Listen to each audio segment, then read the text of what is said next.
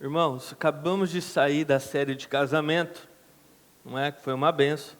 E hoje vamos fazer uma pregação avulsa, cujo tema é Deus marionete. Ou então, Deus um fantoche, se você preferir.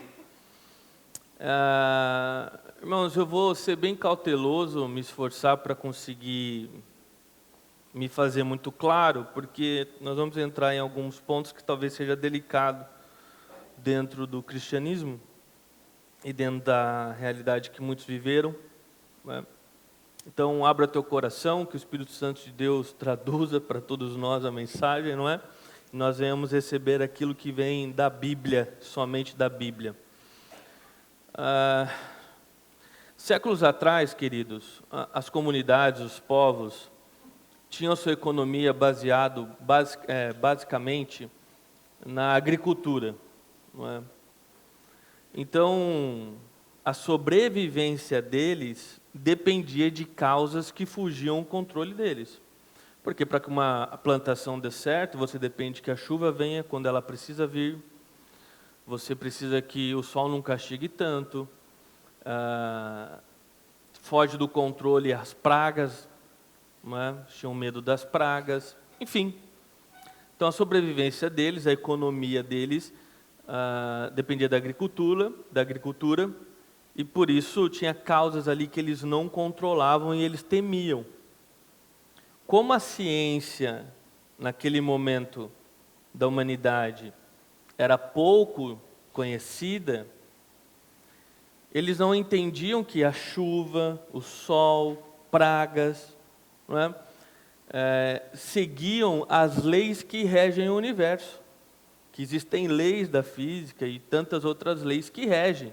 Tanto que hoje nós conseguimos prever quando vai chover, quando vai ter sol, porque existe uma lei. Hoje a ciência, nós descobrimos a ciência da lei que rege o mundo e nós conseguimos prever, mas eles não tinham esse conhecimento. Então, para eles, esses acontecimentos no universo eram pelas vontades dos deuses. Então, se o Deus estava feliz, a chuva vinha. Se o Deus estava irritado, nervoso com eles, haveria seca, haveria pragas, não é? Então, esse era o entendimento que eles tinham. E o que eles faziam, então, a respeito disso? Através de rituais, através de sacrifícios, não é?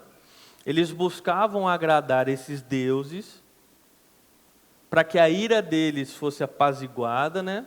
Para que o Deus deles ficasse tranquilo, ficasse feliz com o ritual deles, com o sacrifício deles, e mandasse a chuva, e mandasse uma boa colheita, né? E tirasse as pragas, enfim. Então, através do ritual deles, do sacrifício deles, eles queriam agradar a Deus, para Deus dar aquilo que eles desejavam, certo? A gente brinca às vezes, né, quando está muito sol, vamos fazer a dança da chuva, né? Isso vem, né, esse imaginário vem dessa realidade, que os povos antigos, oh, meus queridos, paz. Depois eu vou apresentar para vocês, gente, não fica curioso não. A minha esposa já está assim, ó. Quem?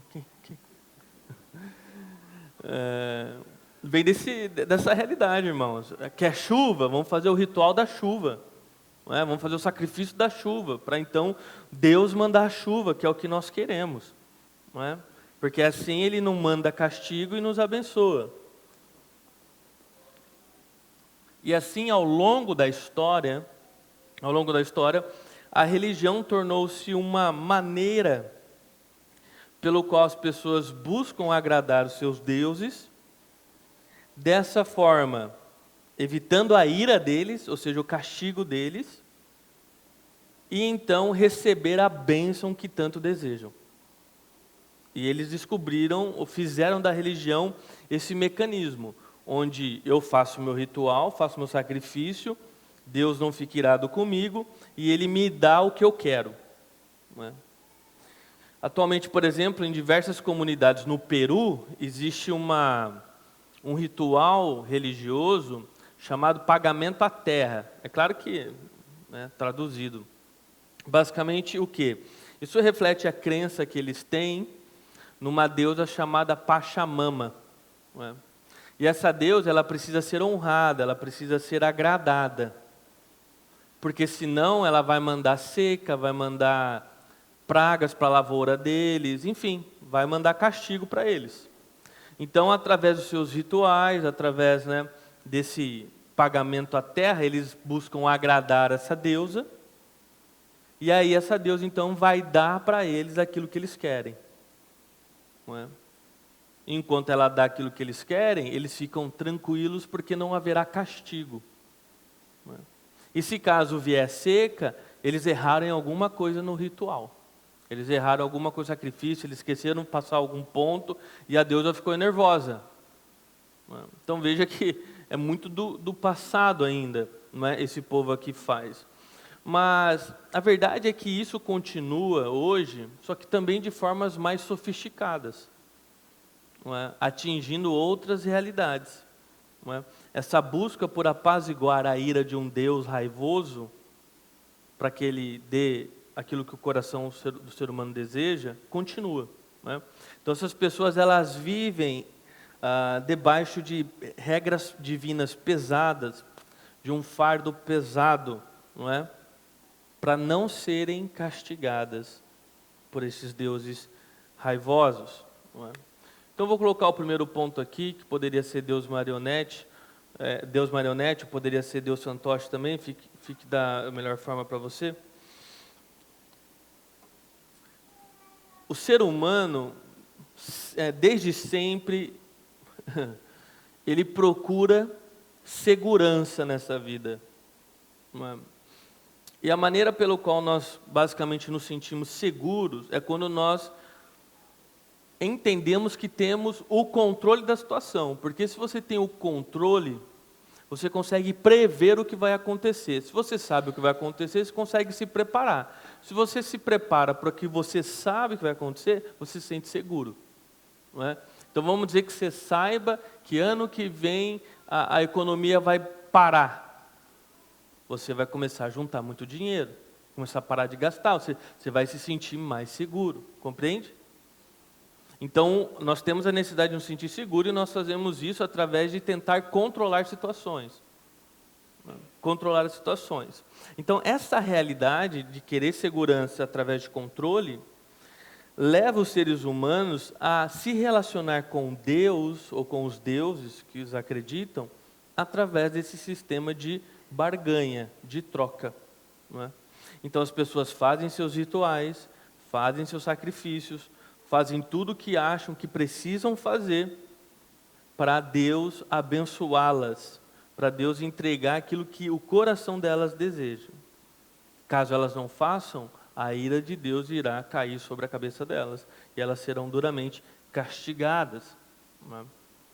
E essa forma de servir, não é, a Deus, infelizmente se faz presente dentro do cristianismo, dentro das nossas igrejas. Quando eu digo nossas igrejas, é a igreja cristã no mundo, não é? Onde basicamente nós temos um só Deus, nós cremos no Deus verdadeiro, Deus que criou céus e terra, mas nos relacionamos com Ele dessa forma, de troca. Então nós misturamos, né? Quando eu digo nós, estou generalizando, obviamente, meus irmãos. Algumas crenças pagãs, né? Junto com a moralidade bíblica. Então você pode ver que muitas vezes você olha para algumas coisas que os cristãos fazem e lembra, né? Coisas do espiritismo, lembra coisas de macumba, não é? Danças que você fala, nossa, eu estou aqui num terreiro, não é? Eu estou aqui fazendo uma sessão de regressão do espírito.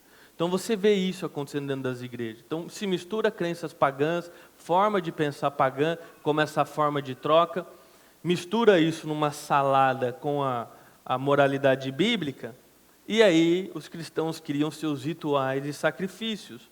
Não é? E aí você tem deturpações de atos proféticos, que de ato profético não tem nada, deturpações da forma como fazem suas campanhas de oração, suas campanhas de bênçãos, não é? E você vê essas deturpações pelas igrejas, não é? Com a expectativa do que através desses sacrifícios? A expectativa do que através desses rituais? Agradar a Deus, para que Ele te abençoe da forma que você quer e não te envie um castigo. Não é isso? Por isso que você vai ver, se o pastor pedir 50 semanas na campanha de oração sem quebrar, você vai vir sem quebrar. De novo, estou generalizando quando eu digo você. Por quê? Porque você quer agradar a Deus, apaziguar a ira dele e que Ele dê aquilo que o teu coração deseja. Não é? Relacionamento de troca. Relacionamento de troca. Não é? Só que essa forma de relacionamento nos afasta de Deus. Não é? Por quê? Porque na verdade nós estamos tentando controlar Deus. Não é? Nós estamos tentando controlar Deus. Não é? Nós fazemos aquilo que nós achamos que Deus quer, ou muitas vezes aquilo que de fato a Bíblia fala para nós fazermos, mas com o coração pecaminoso. Vou fazer isso porque Ele vai ficar feliz e Ele vai dar o que eu quero. Não é? É uma tentativa de manipular Deus, de controlar Deus para que Ele entregue o que você quer. Não é? Isso nos leva ao nosso segundo ponto, que é consequências de tentar manipular Deus. Tá? A primeira consequência é que reforça a rebelião humana. Reforça a rebelião humana. Mano, eu vou parar bastante para tomar água, porque minha garganta está inflamada num nível que vocês não fazem ideia. Então vamos lá. Essa forma de se relacionar com Deus, ela é apenas uma fachada bonita. Mas na verdade nós não queremos Deus, nós queremos o poder que Deus tem. Entende? Não queremos Deus por quem Ele é. Nós queremos aquilo que Ele pode nos dar. Então, esse pensamento reforça a rebelião do coração humano, que se iniciou lá no comecinho, Adão e Eva. Adão e Eva, eles eram governados por Deus, ou seja, o controle vinha da parte de Deus, Deus cuidava, e tudo que eles tinham que fazer era confiar que Deus tinha o controle de todas as coisas, e descansar, não é, no poder de Deus. Porém, isso não foi suficiente para eles. Em determinado momento, eles decidiram tirar Deus do jogo e falar: nós queremos viver nossas vidas de acordo com as nossas próprias regras. Nós sabemos o que é melhor para nós. Então, desobedeceram a Deus, comeram do fruto, não é? Tipo assim, a escolha é nossa, a vida é nossa, nós queremos ter o controle da nossa vida. A tentativa ali foi de se tornar um Deus, que é ter o controle do que um Deus tem. É óbvio que o tiro saiu errado, porque nós não temos condições de ter o poder que Deus tem. Não é? Mas essa foi a tentativa, de se tornar deuses, né, poderosos e controlar as nossas vidas. Não é? Essa decisão de controlar as nossas vidas, se lembra, ecoa até hoje, porque até hoje o ser humano está atrás de segurança e controle. Então, o que aconteceu no Éden, que é essa rebelião do coração humano, ela continua ecoando até hoje. A ironia de tudo isso é que, óbvio, o homem percebeu, desde Adão e Eva, que ele não consegue ocupar o lugar de Deus. Por quê? Porque mesmo que ele queira tomar suas próprias decisões, ele não tem o poder que Deus tem para mover as coisas. Então, como que ele criou a forma de conseguir ser Deus na sua vida, ou seja, controlar a sua vida? Não é? Tentando manipular Deus para usar o poder dele no seu benefício. Compreende? Então eu não tenho poder, eu quero ser Deus na minha vida, eu quero ter o controle de tudo, mas eu não tenho poder, então eu vou aprender uma forma de manipular o Deus que tem o poder, para Ele fazer o que eu quero. E assim eu mando na minha vida, e Ele é apenas um acessório que eu uso ali, um gênio da lâmpada que eu tenho. Não é? Então, esse é o mecanismo que o homem desenvolveu, não é? Para controlar na cabeça dele o Deus Todo-Poderoso, para que ele seja o gênio da lâmpada dele. Não é? Tem um escritor que ele escreveu sobre isso. Passa para mim, que aqui acho que parou, por favor. Vamos ler juntos. Ele diz assim, por meio da nossa obediência, colocamos Deus em dívida conosco e esperamos que Ele cumpra nossos pedidos em troca de nossa adoração e em nosso comportamento justo. Ou seja, eu te adoro, eu sigo todas as regras que eu tenho que seguir, eu sou obediente, e agora o senhor está em dívida comigo. O senhor tem que dar o meu pedido. Não é? O senhor tem que dar aquilo que eu quero. O segundo ponto é que você é enganado. Então, primeiro, reforça essa rebelião no coração. O segundo ponto é que você é enganado. Por quê? Em um primeiro momento, esse relacionamento parece ótimo com Deus, né? Afinal de contas, eu faço a minha parte e Deus me dá o que eu desejo. Olha que coisa linda, né? Eu obedeço, cumpro tudo lá, faço meus rituais e Deus ele fica me dando aquilo que eu quero, né? E essas pessoas, geralmente, elas se veem como pessoas humildes, santas, pessoas que são referências para toda a igreja, né? Porque elas agradam a Deus. Afinal de contas, elas fazem aquilo que o cristão deve fazer. Elas estão na igreja, elas oram, elas fazem seus rituais, fazem seus sacrifícios, né? Enfim, então, essa pessoa, realmente, não é? Ela se sente superior, porque ela se sente num relacionamento com Deus. Mas você foi enganado por quê? Porque você não tem relacionamento genuíno com Deus. Nenhum. Como que você pode ter um relacionamento genuíno com alguém se você quer derrubar aquela pessoa para tomar o lugar dela? É um relacionamento que não há nada verdadeiro ali. Existe ali um interesse, não é? Como se numa vacilada que Deus desse, o ser humano grudasse o pescoço de Deus e, né, arrancasse ele do trono e falasse, aqui é o meu lugar. Vacilou, perdeu.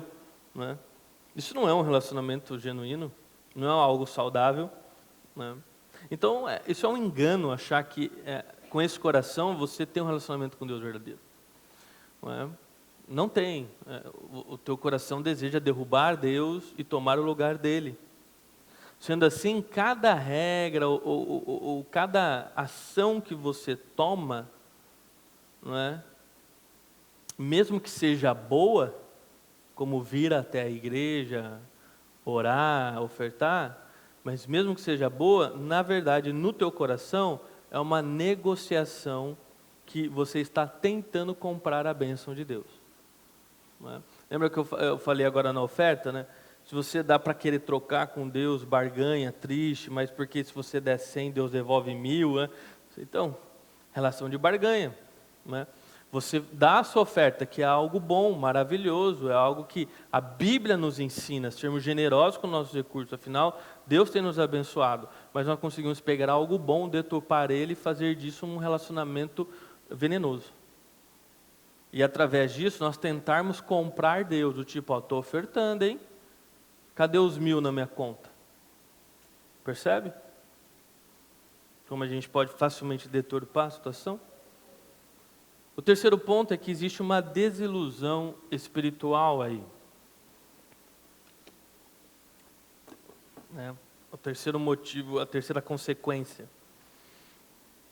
Com certeza você conhece uma pessoa, ou já ouviu falar, pessoas que acabam questionando a Deus. Tipo assim, Deus, depois de tudo que eu fiz para o Senhor, é assim que o Senhor me paga? É isso que o Senhor faz para mim? É isso que o Senhor deixa acontecer na minha vida? Depois de tudo que eu fiz, depois dos rituais, depois dos atos proféticos, depois da oração no morro às 3 da manhã, depois de tudo que eu fiz, é isso que o Senhor tem para mim? Questionam a Deus. Não é? Mas não num questionamento genuíno de abrir o coração, entendendo que Deus tem o controle de todas as coisas, não é? Mas num questionamento irado contra Deus. Não é? Irado, colocando Deus contra a parede, tipo, você está de brincadeira com a minha cara? Eu fiz a minha parte do acordo. Cadê a sua parte? Não é? Questionamentos assim acontecem por quê? Porque nós, de fato, tentamos colocar Deus em dívida conosco. Não é? Tentamos colocar Ele na quina da parede. E quando Ele não faz aquilo que nós queremos, nós nos sentimos traídos. Existe uma desilusão ali. Você se sente traído por Deus. Mas você foi traído? Não. Você criou algo satânico que vem da parte de Satanás. Não que Satanás está necessariamente agindo nessa pessoa, mas se aproveitando talvez de uma oportunidade. Mas é um pensamento satânico. Satanás se aproveita desse tipo de pensamento, de relacionamento deturpado, para trazer frustração, para trazer tristeza ao coração dos irmãos e das irmãs. Não é? E as igrejas, muitas igrejas, e por bem, não por mal, não é? Divulgam muito os testemunhos de pessoas que fizeram X ou Y ritual, e depois que fizeram isso, o ente querido que estava desenganado na UTI reviveu.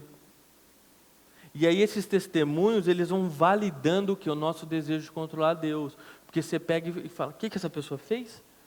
Ah, tá, campanha de 7 dias, 3 orações às 4 da manhã, jejum de chocolate. Aí você vai anotando o ritual. Né? Então esse aqui é o ritual que eu preciso fazer. Se eu tenho alguém na UTI, eu tenho um ritual pronto. Vou seguir o ritual, vou fazer a campanha, vou orar às 3 da manhã, vou fazer jejum de chocolate e bum, Deus precisa levantar essa pessoa da cama da UTI. Porque eu fiz o ritual, eu cumpri minha parte, eu fiz o que eu tinha que fazer. Então valida, né, esse desejo de controlar Deus. Mas irmãos, a dura verdade, que as pessoas não querem perceber porque é óbvia, é que para cada testemunho que fazendo uma troca com Deus deu certo, existem centenas de outros que não deu. Que a pessoa fez tudo o que tinha que fazer na cabeça dela, todos os rituais, todo o sacrifício, e o ente querido faleceu. Para cada testemunho que controlar a Deus deu certo, tem vários que não deu. É que é difícil os mortos virem para dar o seu testemunho. Ainda mais quando esses rituais, né, é feito por corações interesseiros.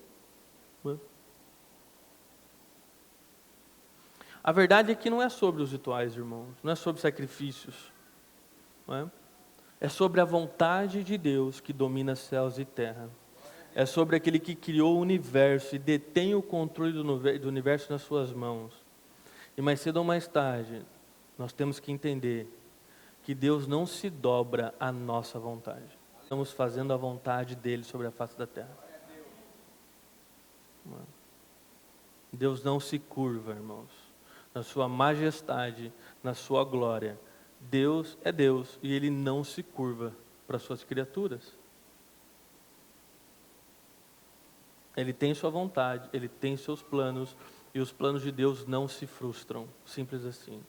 Você pode fazer o ritual que você quiser fazer. Você pode fazer o sacrifício que quiser fazer para tentar manipular Deus. Mas você não manipula a vontade de Deus.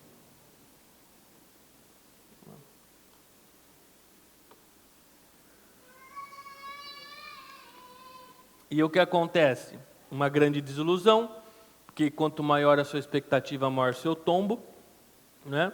E nessa, muitas pessoas se afastam da igreja, porque foram ensinadas a se relacionar dessa forma com Deus. Então eles fazem tudo o que eles fazem, criam expectativas de que Deus vai dar exatamente aquilo que eles precisam, e quando Deus não dá, quando eles descobrem que Deus não se curva, se frustram. Entram em parafuso, principalmente nossos adolescentes e jovens, que muitas vezes os pais, de forma ingênua, ensinam seus filhos assim, a se relacionar assim com Deus.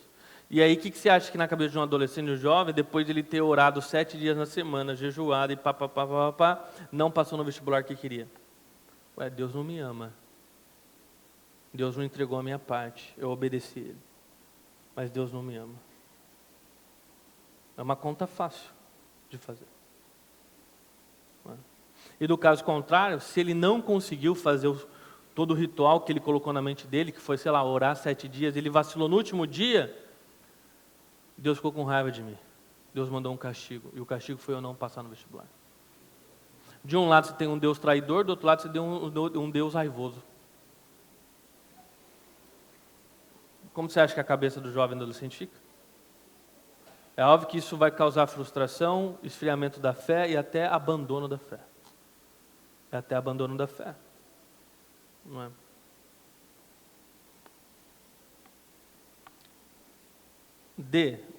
A quarta consequência de se relacionar assim com Deus é medo e insegurança, não é? Esse tipo de relacionamento com Deus, ele promove a ideia de que ao controlar Deus, nós teremos menos medo na vida. Porque lembra que eu falei? Se eu controlo Deus, ou seja, eu sei o que Ele vai me dar, né? Eu consigo ficar pedindo as coisas para Ele me dando, eu consigo saber o que vai acontecer. Se eu sei o que vai acontecer, eu já peço o que eu preciso e eu me sinto seguro na vida. Então, estou sempre pedindo dinheiro para Deus, estou fazendo um acordo com Deus, Ele vai me mandar dinheiro, então me sinto seguro, né? Esse tipo de relacionamento me promove algum nível de segurança, né? Porque existe uma previsibilidade do que vai acontecer. Mas a grande realidade é que esse tipo de relacionamento nos deixa mais com medo ainda, mais temerosos ainda. Por quê? Porque agora você tem a imagem de um Deus irado, de um Deus vingativo, que está pronto, que Ele está fungando na sua nuca, pronto para no menor deslize teu, te castigar. Então agora você vive com medo. Por quê? Porque eu preciso fazer os rituais, eu preciso fazer os sacrifícios. Se caso eu pisar fora, eu vou ser amaldiçoado. Então agora você já tem um medo constante das incertezas da vida, mas o medo de um Deus Todo-Poderoso colado na sua nuca, esperando você errar para mandar um castigo para a sua vida. Ou seja, você tinha um medo, agora você tem dois. Só que o segundo medo é sobre um Deus que pode tudo, pode criar tudo e fazer tudo, que quer te castigar. É um grande medo para você ter. Então, esse tipo de relacionamento promete segurança, mas na verdade o que você menos tem é segurança. O que você mais tem é medo. E de forma muito profissional e sábia do lado negativo, muitos pastores e pastoras se utilizam desse medo para manipular a igreja, para manipular vocês, para manipular vocês. Então, se aproveitando dessa imagem de um Deus irado, que se você der uma vacilada, se você falar um negocinho do pastor, ele vai estar pronto para atravessar teu coração com uma lança de trovão, não é? Eles conseguem trazer as pessoas para umas regras rígidas, pesadas dentro da igreja, não é? Impõem limites inflexíveis do que você pode ou não fazer, e se você não fizer, está fora, não é? E assim a igreja vai sendo manipulada, né? Como se colocasse uma coleira no pescoço de vocês. E vocês vão sendo puxados para o lado que Ele quer, baseado no medo, porque você está com medo. E se eu não ouvir o pastor, o líder, é um deslize que eu vou dar e Deus vai vir, não é? Tirar satisfação comigo e me amaldiçoar. Não é? Em ambientes assim, existe uma fé cega, né? Uma obediência cega. E o pastor, não é? E os líderes, eles agem como se fossem policiais divinos. Então, eles ficam patrulhando a vida de vocês, patrulhando a igreja, para catar um deslize e te constranger, e te apontar o dedo, e te famar publicamente. E Deus vai te amaldiçoar agora.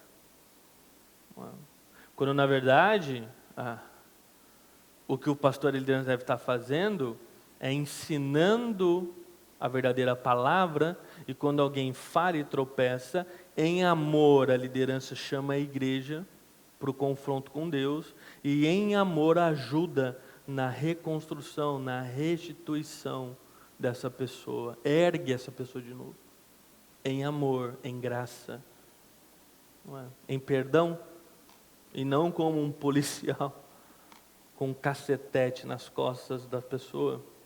Não é? As pessoas então se colocam nessa situação e muitos permanecem ali. Por quê? Medo da maldição do pastor. Medo do castigo. Não é? Porque se eu sair, o pastor vai me amaldiçoar. Ele falou para eu não sair. Já conversei com pessoas no passado que um ente querido foi curado em tal igreja, e eles estavam vivendo lá sob uma opressão muito grande. Eu falei, ué, se vocês estão sendo abusados e crê que o evangelho pregado não é o verdadeiro, é manipulado, saia, porque não é uma igreja. Eu falei, não posso sair, porque o meu ente querido foi curado enquanto eu estava aqui nas minhas orações. Se eu sair, Deus pode castigar ele de novo. Vê? Relacionamento de troca. Relacionamento de troca. Se eu fizer isso, Deus vai me castigar. Se eu der essa falhada, Deus vai me castigar. É óbvio que os pastores vão se aproveitar para manipular. É aqui que você tem que ficar. Porque se sair, vai amaldiçoar. E aí começam os diversos tipos de abuso, né? Não ofertou no mês? Vou ligar na tua casa. Se vira, dá sua moto, dá o carro, mas você vai ofertar. Não, estou passando fome. O problema é teu. Começam os abusos. Certo? Bom, então essas são as 4 consequências desse tipo de relacionamento doentio, não é? Agora nós vamos ver Jesus confrontando esse pensamento. Tá? Jesus confrontando esse pensamento.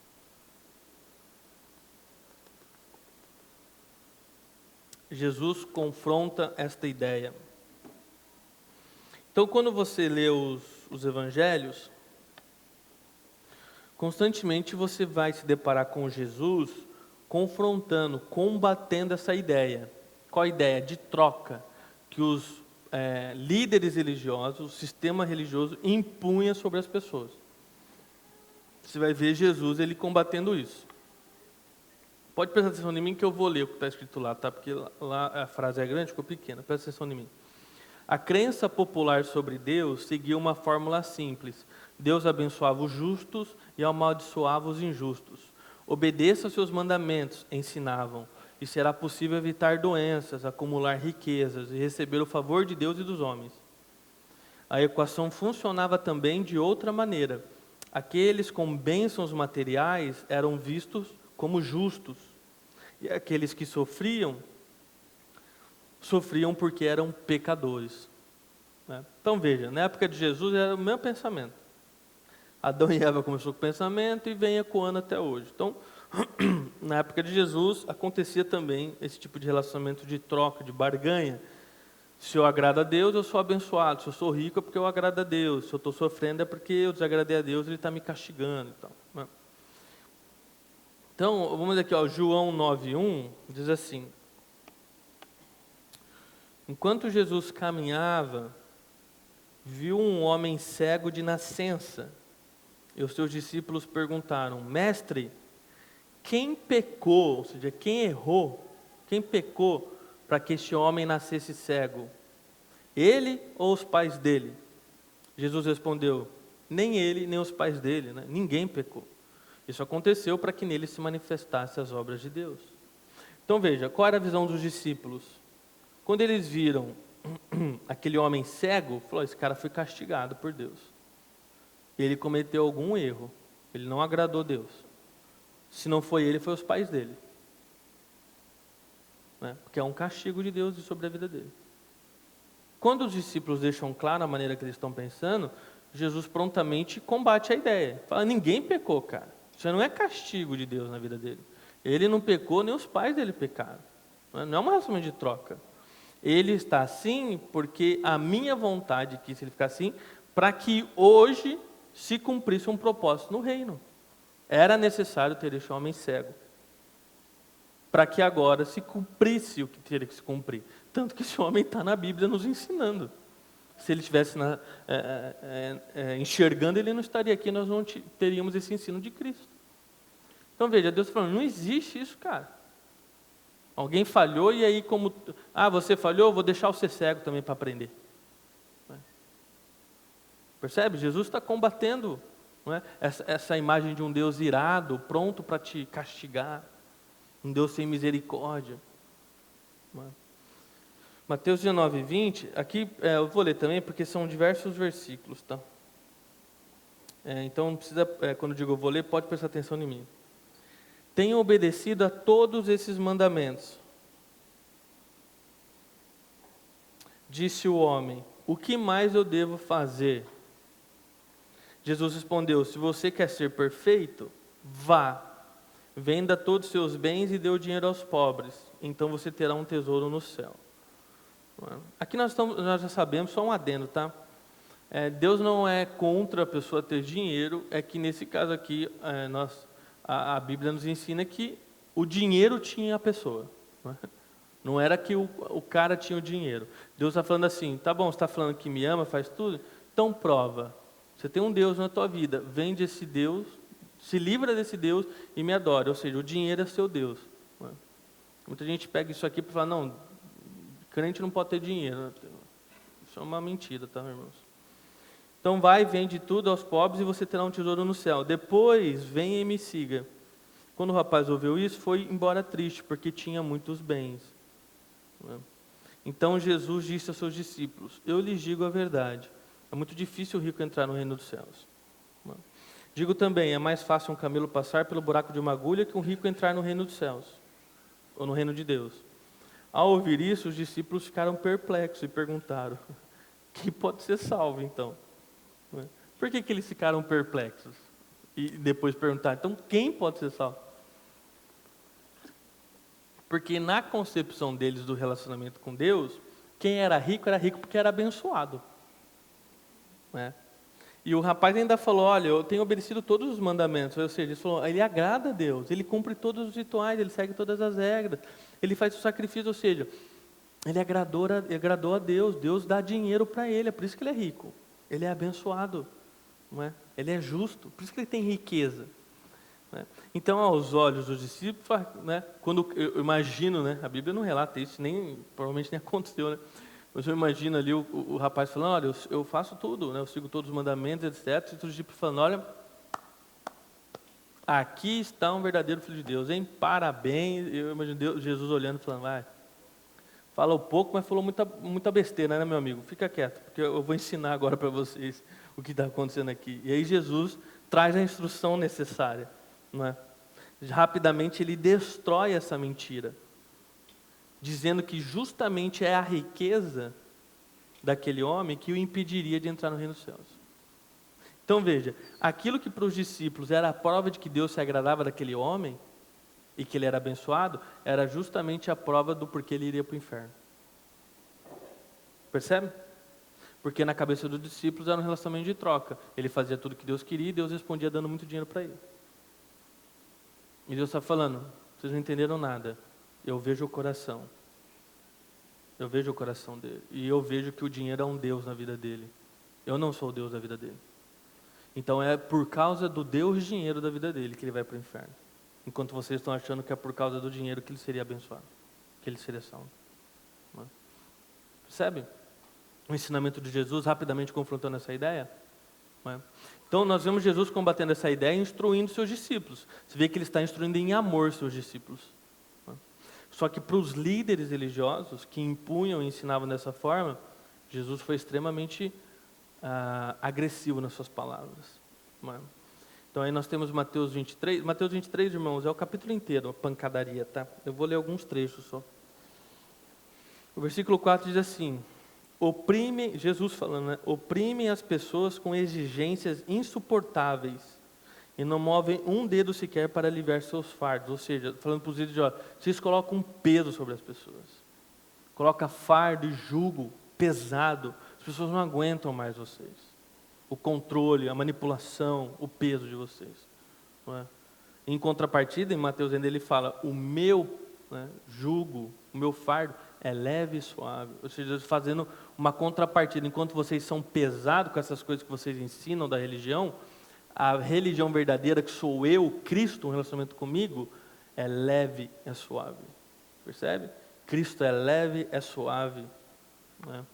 E aí no versículo 13, olha como Jesus é duro: que aflição os espera, mestres da lei, fariseus e hipócritas. Jesus falou assim: olha o que espera vocês, o seu sem vergonha, duas caras, seu falso. É isso que Jesus está falando. Fecha a porta dos céus na cara das pessoas, porque dificulta. As pessoas se afastam, se esfriam. Vocês mesmos não entram no céu e não permitem que os outros entrem. Versículo 15, ele fala de novo, que a aflição os espera, mestre das leis e fariseus hipócritas. Atravessam terra e mar para converter alguém, ou seja, eles fazem evangelismos. E depois o torna um filho do inferno 2 vezes pior que vocês. Ou seja, ganha a pessoa para destruir a pessoa. Que é o que acontece em muitos desses ambientes religiosos, dessas igrejas. As pessoas estão lá destruídas. Versículo 25, de novo, que aflição, tal. Tenha o cuidado de limpar a parte exterior do copo e do prato, mas enquanto o interior está imundo, cheio de ganância, falta de domínio próprio. Fariseus cegos, lavem primeiro o interior do copo e do prato, o exterior também ficará limpo. Que aflição os espera, a mesma frase. São como túmulos pintados de branco, bonito por fora, mas cheios de ossos de toda espécie de impureza por dentro. Por fora parecem justos, por dentro seu coração está cheio de hipocrisia e maldade. Irmão, e Deus vai descendo a paulada, assim, o 23 inteiro, depois você lê lá. Tá? Então veja, a dureza que Jesus trata os líderes que ensinavam e impunham esse fardo sobre as pessoas. Não é? Esse sim Jesus está falando, né? Vocês vão ter uma aflição, né? A aflição que te espera, vocês não fazem ideia. Vocês estão maltratando, destruindo, batendo em meus filhos com esse ensinamento errado. Né? E aqui de novo, da mesma forma que os discípulos ficaram perplexos, quando Deus chamou a atenção lá para a questão do rapaz rico, aqui o povo também estava perplexo. Por quê? Porque eram esses líderes religiosos que era a referência deles. Né? Esse é o pastor referência, esse é o líder referência que eu tenho. E aí chega o próprio Jesus e dá na cara, falando, você é um sem vergonha, hipócrita, a aflição espera vocês, viu? Por dentro vocês são um lixo, é igual um túmulo, está podre, e descendo a lenha neles. E o povo falou, como assim? Eles eram a nossa referência do que é ser um santo, do que é ser um crente, não é? Eles cumprem todos os rituais, eles cumprem todos os mandamentos. É claro que eles iam ficar perplexos aqui, confusos, né? Mas Jesus, ele está quebrando essa cultura, Jesus está quebrando esse falso evangelho, Jesus está combatendo literalmente, não é? Essa deturpação do evangelho, não é? Essa cultura religiosa pesada, venenosa, não é? E você acha que esses líderes religiosos com humildade ouviram a Deus, se arrependeram e mudaram? Jamais. Eles se levantaram em ira contra Deus, o perseguiram e só deixaram de perseguir quando o viram sem ar, morto na cruz. Porque isso que acontece com quem está deturpado, os líderes deturpados. Se perderam, o coração está podre, hipócritas. Se alguém o chama a atenção na palavra, mesmo que em amor, porque devemos ser em amor, ao invés de se arrepender diante de Deus e mudar, se levantam contra, te acusam de rebelde e caluniador, e vão te perseguir.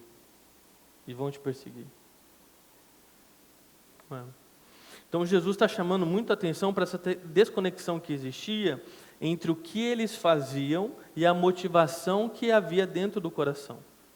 Porque externamente parecia bonito. Jesus fala, externamente vocês são perfeitos, mas internamente vocês estão podres. É lixo. Versículo 25 ele fala, você tem o cuidado de limpar a parte exterior do copo e do prato, enquanto o interior está imundo, cheio de ganância, falta de domínio próprio. Acho que Jesus vai ficando irado, né? Ele já mudou de copo, de prato, para falar, vocês são como um túmulo, pintado de branco, por fora está bonito, mas dentro cheio de osso, né? Impurezas, né? O que as pessoas não conseguem muitas vezes enxergar, deu discernimento em Cristo, né? Obviamente, é o coração, né? Porque por fora parece justo, parece santo, parece ser a maior referência para nós. Mas o coração, e Deus enxerga o coração, como estava enxergando o coração daqueles líderes, sabe que as intenções são pecaminosas, né? Que ali há hipocrisia, há pecado, querem manipular Deus, manipular o povo de Deus, tomar o lugar de Deus e usá-lo como uma marionete em suas mãos. Então, irmãos, atenção. Dentro da igreja pode haver pessoas que parecem ser perfeitas, mas se pudesse ver o coração dessa pessoa, você veria somente podridão. Busque discernimento em Deus, busque sabedoria. É por isso que hoje nós temos um processo bem mais rígido para quem é membro da igreja. Porque nós queremos filhos e filhas, e não lobos vestidos em pele de cordeiro.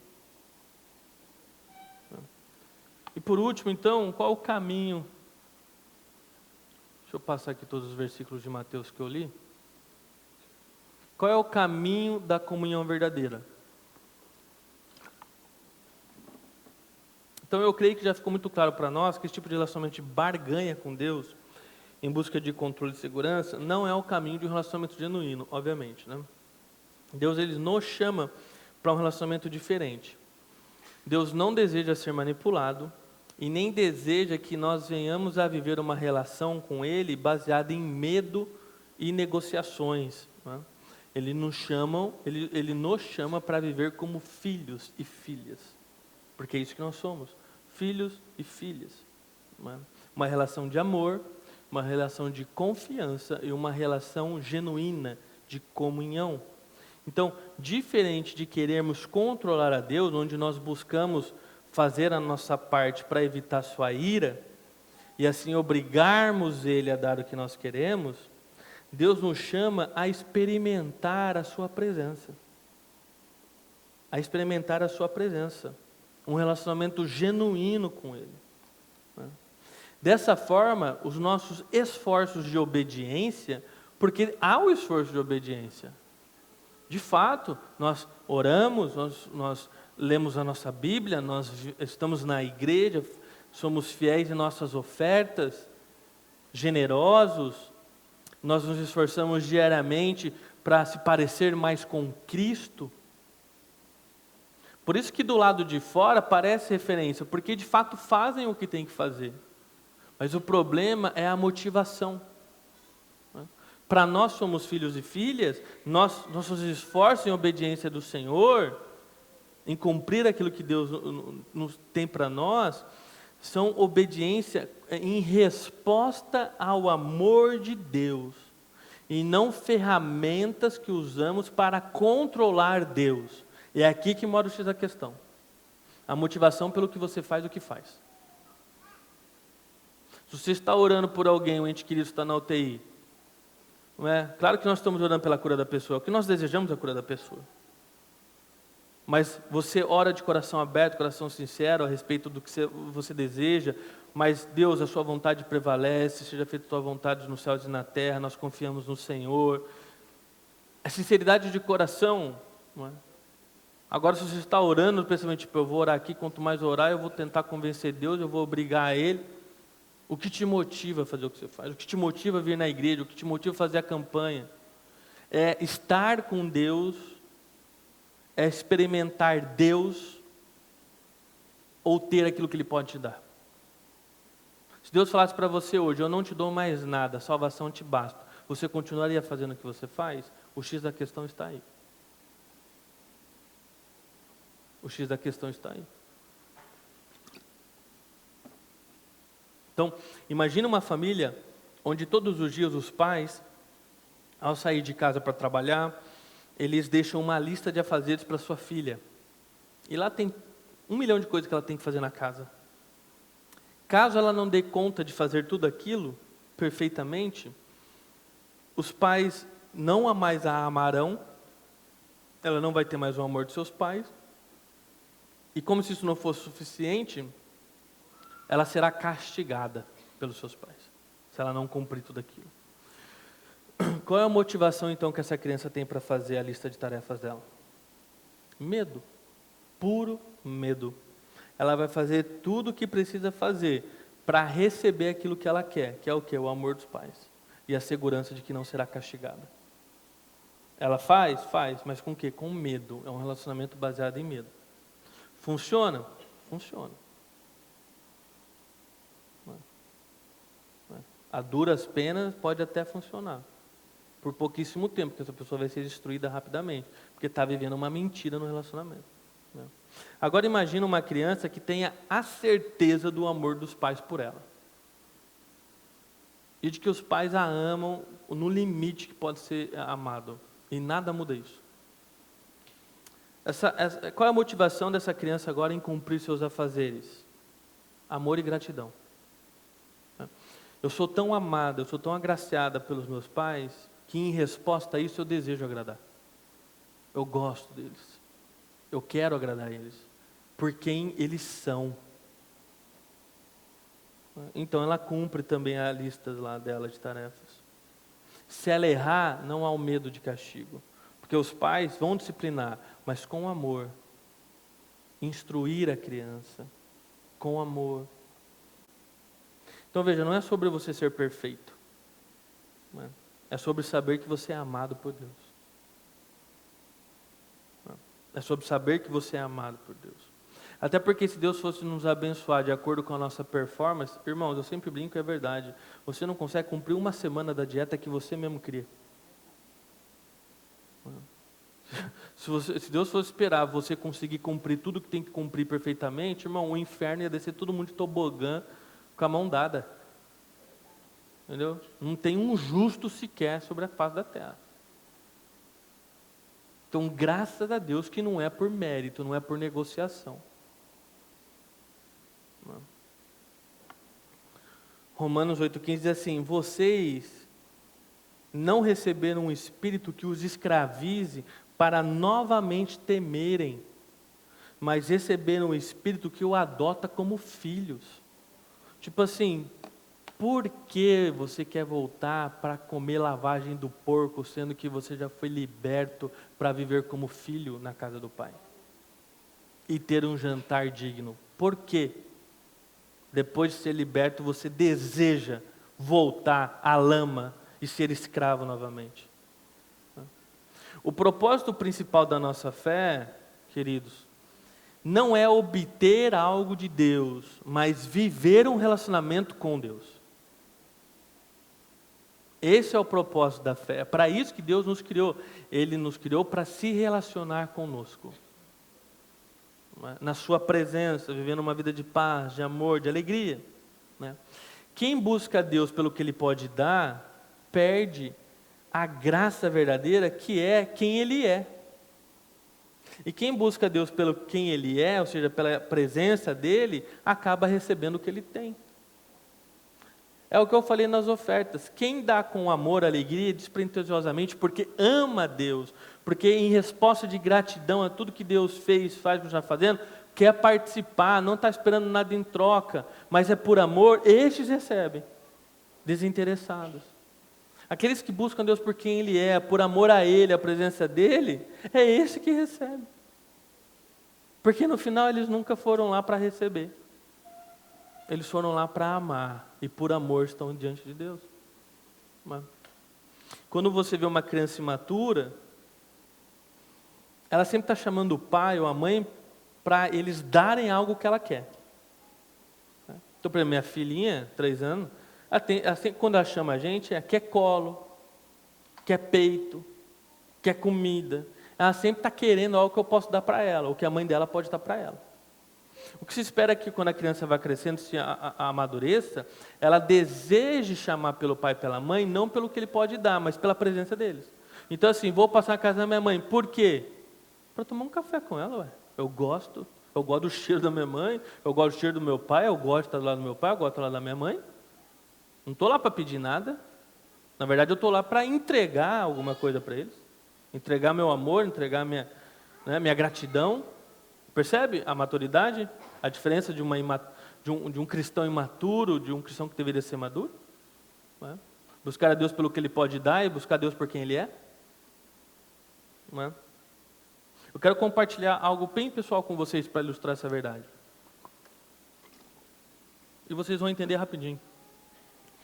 Se você aqui já perdeu um pai ou uma mãe, você vai me entender rápido. Eu perdi meu pai recentemente, vocês sabem muito bem, vocês participaram comigo desse luto, e muitos de vocês estão em luto comigo até hoje. E meu pai deixou uma herança para a família. Aquilo que ele podia dar, ele deu, e deixou para nós. Mas como meu relacionamento com Ele não era baseado naquilo que Ele podia me dar, mas sim na presença dEle, irmão, facilmente eu venderia tudo que eu tenho e tudo que Ele deixou para tê-lo novamente. Por quê? Porque no final das contas, não era sobre o que Ele poderia dar. É sobre Ele. É sobre o cheiro dEle. É sobre a presença dEle. É sobre o tom da voz. Percebe? É sobre a presença. É sobre curtir a presença do Pai. E não sobre o que o Pai pode te dar. E no final, por ter curtido a presença do meu Pai, Ele me deu. Só que no final, mesmo recebendo, o que eu queria era a presença. E eu poderia falar tranquilamente, como assim nós devemos falar para Deus: Pai, não me dê nada, só a sua presença, porque é isso que eu quero. Percebe a diferença, a motivação? Não é? Então hoje você é convidado a escolher um relacionamento com Deus, que vá além do medo, que vá além da manipulação, né?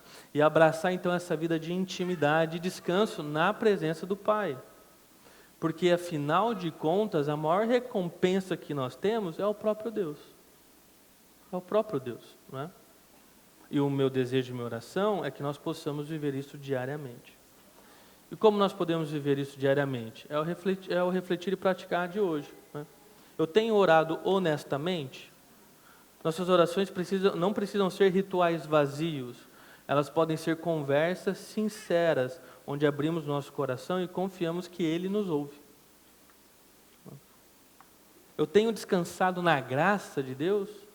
Deus não espera a perfeição de nós, mas deseja que venhamos a Ele com o coração sincero. A graça dele cobre nossas falhas. E 3, eu tenho servido com alegria.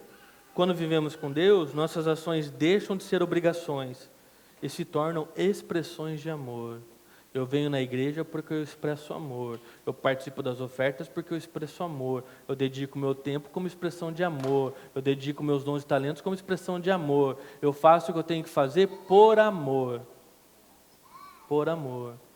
Ao ponto de poder falar: Deus, se necessário, não me entregue mais um clipe, mas não me deixe sem a sua presença. Amém? Irmãos, não seria diferente. Agora é necessário, e eu quero incentivá-los a isso, que você ore a respeito daquilo que a palavra nos ensinou esta manhã. Porque o Espírito Santo de Deus fala aos nossos corações e Ele está falando ao teu coração.